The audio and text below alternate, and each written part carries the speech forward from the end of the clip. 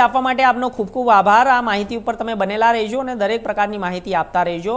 સમાચારમાં આગળ વધીશું। અમદાવાદમાં થયેલા પ્લેન ક્રેશનો દુર્ઘટનાનો મામલો છે। ગુજરાત રાજ્યના પૂર્વ મુખ્યમંત્રી અને રાજકોટના દિગ્ગજ નેતા વિજય રૂપાણીનું પ્લેન ક્રેશ દુર્ઘટનામાં મોત નીપજ્યું હતું અને આ 72 કલાક બાદ વિજયભાઈ રૂપાણીના ડીએનએ મેચ થયા છે। વિજયભાઈ રૂપાણીના ડીએનએ મેચ થતાની પ્રક્રિયા બાદ તંત્ર દ્વારા મૃતદેહ પરિવારને સોંપવાની કામગીરી કરવામાં આવશે।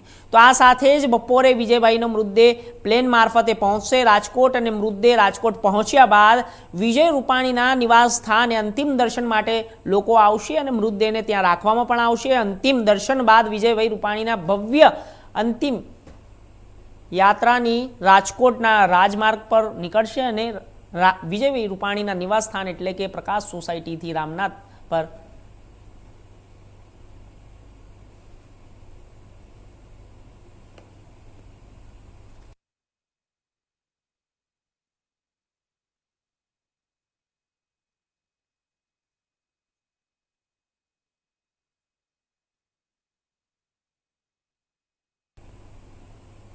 તો રાજ્યના પૂર્વ મુખ્યમંત્રી વિજય રૂપાણીનું 12 જૂનના રોજ નિધન થયું હતું અને દિવંગત પૂર્વ મુખ્યમંત્રીના માનાર્થે ગુજરાત સરકારે 16 જૂનને સોમવારે એક દિવસનો રાજ્યવ્યાપી શોક જાહેર કર્યો છે અને દિવસે રાજ્યભરની અંદર તમામ સરકારી ઇમારતો પર રાષ્ટ્રધ્વજ અડધી કાઠીએ ફરકાવવામાં આવ્યો। આ ઉપરાંત શોક દિવસ કોઈ સત્તાવાર મનોરંજન કાર્યક્રમો યોજાશે નહીં। વિજય રૂપાણીના અંતિમ સંસ્કાર 16 જૂનના સોમવારે રાજકોટ ખાતે કરવામાં આવશે।